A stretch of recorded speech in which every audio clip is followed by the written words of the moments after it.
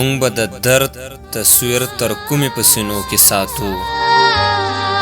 خدای خبر کوم ازار زما پښتون وطن ته شوی، خدای خبر ولې هر قیامت د دې ولس قسمت دی. هغه وطن چې د پښتو او د شملو وطنو، د امن کورو د جرګو او مرکو وطنو، د محبت د اذانونو له مودو وطنو. دلته د مینې بادشاهي وه، د ارمان سیالي وه، نه د مینه سویلي، نه پکې څه شک او ګمان، نه پکې درد و نه پیوند، نه چرته زخم قدرې. سپرلو اخترو او میلو ودان ساتلی و تل، ښکلو زلمو او شینخالو ودان ساتلی و تل. پیغلو ویل چې ګل وطن به په کمسو کې ساتو، نو مونږ به د درد تصویر تر کومې په سینو کې ساتو. ښایسته رنګونه شتمنۍ پرې د چا نوې پیرزو، او جوړې دغه خوشحالۍ پرې د چا نوې پیرزو. درانه غمونه لوی ښادۍ پرې د چا نوې پیرزو. که زه غلط نه یم داسې څه قصه شوې ده، محبتونه ورورولۍ پرې د چا نوې پیرزو. ځکه چې کله یې په کور باندې ګولۍ وروي، کله پرې بر ناحقه تور د ترهګرۍ وروي، څوک یې شرو له بوزي چا ترې لښکر جوړ کړی، هر زورور د پښتنو دپاره شر جوړ کړی. خدای چې څنګه به خوشحالۍ خپلو پردو کې ساتو، نو مونږ به د درد تصویر تر کومې په سینو کې ساتو.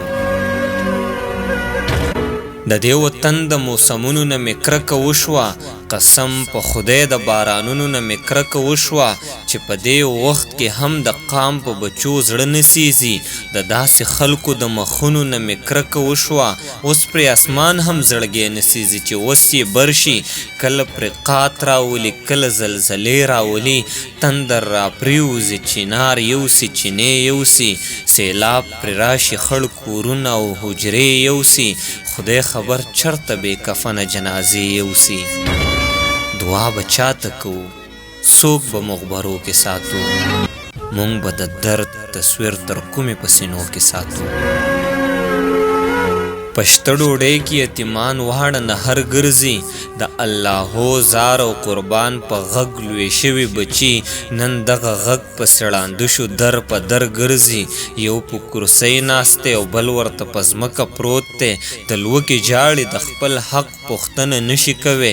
زه هم پښتون یم، زورور به یم خو زړه لرمه، د پلار ارې لاسونه ماله زړه ارې ارې کړي، د مور ریښې جامې چې وینم څنګه غلی شمه. خدایه خطا به یم، انسان یم، پرښته نه یمه، نور د زخمونو ځای په خپل وجود کې نه لرمه. په خپل قدرت زمونږ له خاورې عذابونه لرکه، بس دی د زړه نه مو د درد دا تصویرونه لرکه. سترګو کې اوښکې، درد په زړه، زارۍ په خولو کې ساتو، مونږ به د درد تصویر تر کومې په سینو کې ساتو، مونږ به د درد تصویر تر کومې په سینو کې ساتو. مونږ دواړو د باران سوالونه دلانو کړي، یار ولې د وریځو په موسم